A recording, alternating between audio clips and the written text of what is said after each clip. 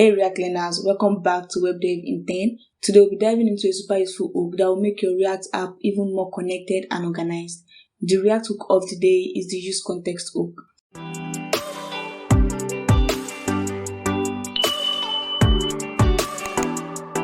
So what is a UseContext hook?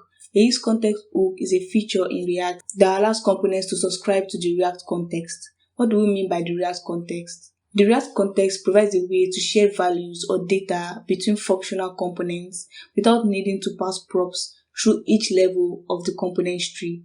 I know this may sound a little confusing, that's why I'll be jumping right into our code editor to better visualize this. Let's take a look at this code for example. We have a app component and two child components, child component 1 and child component 2. And inside the app component, we have a state declared using the useState hook. If you don't understand how this hook works, you can check out my previous video on useState hook. So as I was saying, we have a state called message. Inside the state, we have an initial value of welcome.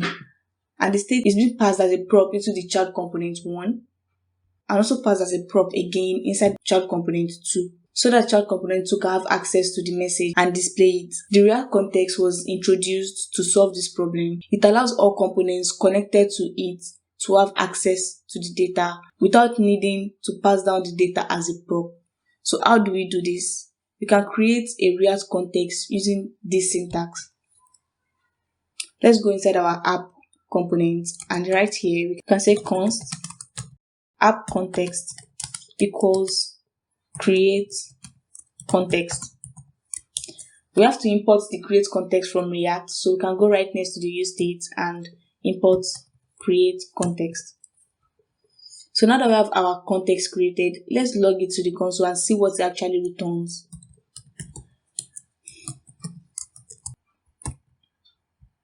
So as you can see in our console, I opened the console using Ctrl+Shift+I, or you can just right click on your browser and go to inspect and then click on console. So inside our console, we have an object and the object returns two properties, the consumer and the provider. We are mostly concerned with the provider here, and this is the component that is used to wrap the components that we want to allow to have access or subscribe to this context. So what am I saying? All you have to do is just go here. Since we have nothing, I can just go app context dot provider, which is what it returns, and whatever is inside this app provider is subscribed or now has access to the context. And the provider takes in a prop.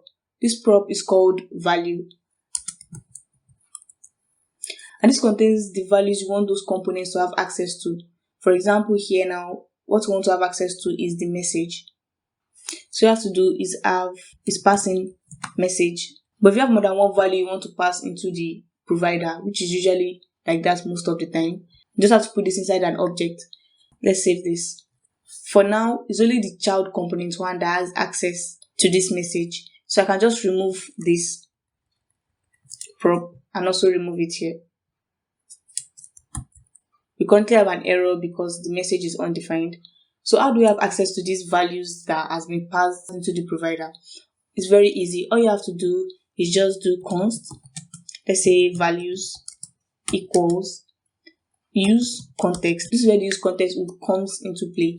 So we just say useContext, open brackets, and then we're going to pass in the app context. But for now, we can't have access to the context because we have it inside our app component. We should put it outside so we can have access to it throughout the file. So now we can pass in the app context inside the useContext. We don't have access to the useContext now because we haven't imported it. So all you have to do is go to the import and import useContext from React. Now we have access to the values. Let's log the values. So we can see what is being returned. Let's comment this out first. Now let's go to the console.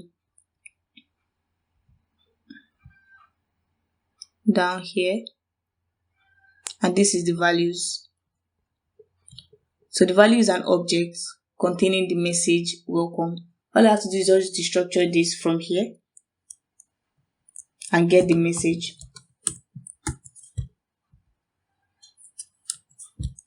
So we can pass this message inside our child component. And then we have the same thing again. But this is not what we want. We are still having props. We are still passing props and still doing prop drilling. I can just easily remove this from here. Child component 2 from here.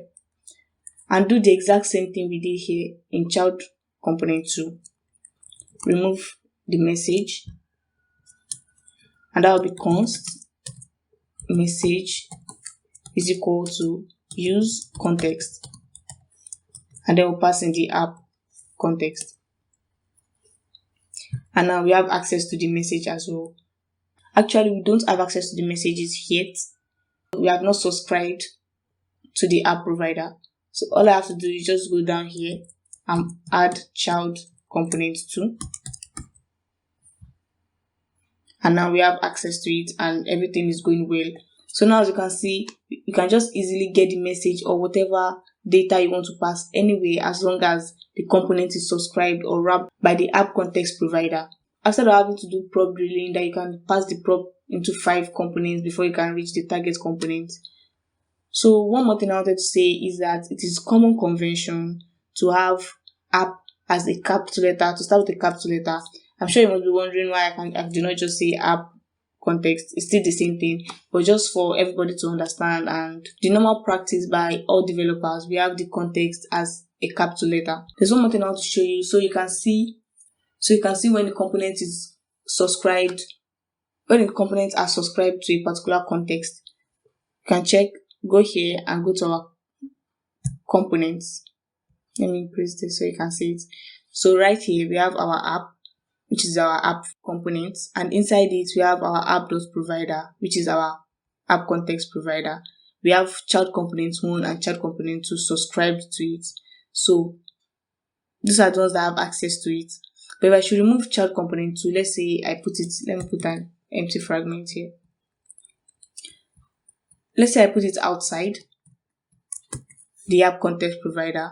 The first thing we have is an error because message, you won't be able to have access to message. So if I should comment this out and this as well, we'll see that the child component is outside the context, so it does not have access to the state welcome. The state is what? There's no state because there's no useState in our child components too. But for the app context provider, we have a state with a value of welcome, and whatever is subscribed or inside the components, we have access to this. We have access to this state, which is the context. So that is all about the useContext provider. You can have several useContext providers. So anytime you have a particular data you want to pass as prop and you feel like it's going to take a very long time, or you're going to have more than 2 or 3 prop drilling, it's advisable to use the context API so you don't have to mess up your code. Thanks for joining me today. In our next video, I'm going to be explaining the use reducer hook. So see you next week.